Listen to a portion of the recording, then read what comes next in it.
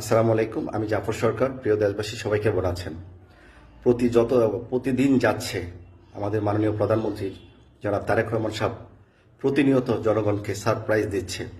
তার আকর্ষণীয় মতবাদ, তার আকর্ষণীয় কথাবার্তা, তার আকর্ষণীয় প্রতিটি কাজে দক্ষতা এবং মানুষের কল্যাণের জন্য প্রতিটি কাজে উনি যে ঘোষণা দিয়ে যাচ্ছেন, আমাদের জনগণের উচিত সরকারকে সহযোগিতা করা।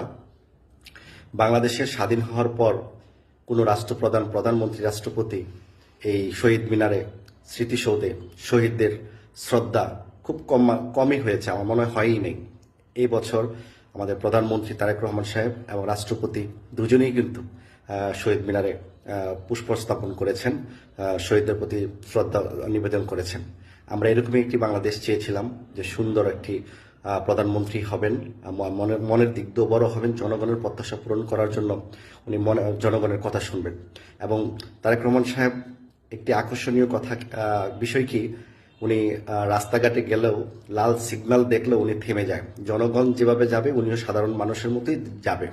আর এটা শুধু এখন না, আমি যখন 2002 সালে 2002 সালে যখন আমি সেনাবাহিনীতে চাকরি করতাম, ঢাকা ক্যান্টনমেন্ট কচুক্ষেতে, ওনার বাসা তো ওইখানেই ছিল। আমি ওনার বাসার সামনেও 6 মাস ডিউটি করেছি ওনার বাসাতে। তো রাত্রে 1:30 বাজে তখন আমি আপনার গ্যারিসন জিএমপি পুলিশের দায়িত্ব পালন করতাম। তখন রাত্রে 1:30 বাজে, তখন ক্যান্টনমেন্টের ভিতরে কোনো সিগন্যালের লোক নেই। একদম ওনার লাল সিগন্যাল যখন পড়লো ওনার গাড়ির সামনে, উনি থেমে গেছে। ইচ্ছা করলে উনি রাস্তা পার হইতে পারতেন, কারণ ওখানে কোনো মানুষ নাই ক্যান্টনমেন্টের ভিতরে। কিন্তু তখন থেকেই তারেক রহমানের প্রতি আমার একটা শ্রদ্ধা, ভালোবাসা, সম্মান চলে আসছে। তখন একজন প্রধানমন্ত্রীর ছেলে হয়ে রাতের 2টার সময় যদি উনি সিগন্যাল মানতে পারে, তাহলে ভবিষ্যৎ ওনার দ্বারা অনেক কিছু আমরা আশা করতে পারি, যা প্রতিফলিত এখন মানুষ টের পাচ্ছে। সাধারণ মানুষের সাথে গিয়ে গিয়ে কথা বলতেছে, সাধারণ মানুষের কাছে গিয়ে উনি জিজ্ঞাসা করতেছে কার কি সমস্যা, মানুষ কি চাচ্ছে। আমরা তো এরকম একটা প্রধানমন্ত্রী চাচ্ছিলাম। তো আমি দল বল নির্বিশেষে, রাজনৈতিক দল যারা করেন সবাই বলবো, ওনার এই পদক্ষেপকে আপনারা স্বাগত জানাবেন, সবাই সহযোগিতা করবেন। রাজনীতির প্রতিহিংসা করে দেশটাকে আর কেউ ধ্বংস করবেন না। ওনার বাবা রাষ্ট্রপতি, ওনার মা প্রধানমন্ত্রী, এবং উনিও সফল প্রধানমন্ত্রী এক চান্সে হয়েছেন। তা জনগণের আশা প্রত্যাশা উনি কিন্তু জানে যে কোন কোন কাজগুলো করলে মানুষের জন্য কল্যাণ হবে। উনি এসেই কিন্তু সরকারি চাকরিজীবীদের পে স্কেল এবং মানুষের যে কল্যাণে যতগুলো কাজ আছে, মানুষের কল্যাণে সবগুলোর জন্য উনি কিন্তু পদক্ষেপ নিচ্ছেন। ফ্যামিলি কার্ড, স্বাস্থ্য কার্ড, কৃষি কার্ড, উনি যেটা মুখের দিয়ে বলছেন সেটাই উনি বাস্তবায়ন করবেন। আর এই বাস্তবায়নগুলো হলে দেশের কোটি কোটি মানুষের পরিবারের অনেকটাই উপকারে চলে আসবে। শিক্ষার মান বাড়বে, স্বাস্থ্যসেবা বাড়বে। এটা তো আমাদের জন্য, এটা আমাদের নৈতিক অধিকার ছিল, মৌলিক অধিকার। সেই মৌলিক অধিকার যদি আমরা পেয়ে যাই, তো রাষ্ট্রের কাছে আমাদের আর কিছু পাওয়ার থাকে না, যা এত বছর আমরা বঞ্চিত ছিলাম।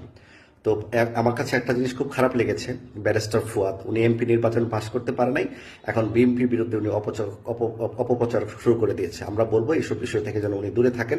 প্রিয় দেশবাসী, আপনারা যার যার অবস্থান থেকে দেশকে এগিয়ে নিয়ে যাওয়ার জন্য আপনারা কাজ করবেন, এবং যেখানে দুর্নীতি হবে সেখানে আপনারা প্রতিরোধ গড়ে তুলবেন। আর আমি তো মিডিয়াতে আছি, যে কেউ দুর্নীতি করবে তার বিরুদ্ধে আমরা অবস্থান নেব। তারেক রহমান সাহেব এবং মাননীয় প্রধানমন্ত্রী এবং মাননীয় এমপি মন্ত্রীরা সবাই প্রতিজ্ঞাবদ্ধ, বাংলাদেশে দুর্নীতি আর চাঁদাবাজি এগুলো হবে না এবং করতেও দিবে না।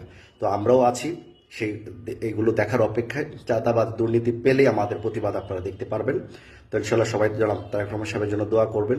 নতুন প্রধানমন্ত্রী মাত্র 1 সপ্তাহ হয়েছে না, উনি বাজিমাত করতেছে বাংলাদেশে, বাংলার ফাটাকেস্ত্র হিসেবে দেশের জনগণের সামনে উনি পৌঁছে যাচ্ছে। যে কোনো জায়গাতে উনি মানুষের সাথে কথা বলার মানে মানুষ সুযোগ পাচ্ছে ওনার সাথে কথা বলার। তো এরকম দিনটাই আমরা চাচ্ছিলাম। তো সবাই এরকম একটা বাংলাদেশ গড়ে তুলবেন, সবাই দুর্নীতির বিরুদ্ধে থাকবেন, চাঁদাবাজির বিরুদ্ধে থাকবেন, নিজের স্বার্থ না দেখে দেশের স্বার্থটাকে সবাই প্রাধান্য দেবেন। একদম কৃষক থেকে শুরু করে একদম মন্ত্রী মিনিস্টাররা যদি সবাই দেশের প্রতি একটা অনুগত থাকে, আমার মনে হয় এই সোনার বাংলাদেশটা সোনার বাংলাদেশ নয়, হীরার বাংলাদেশে রূপান্তরিত হবে। সবাইকে ধন্যবাদ। আসসালামু আলাইকুম।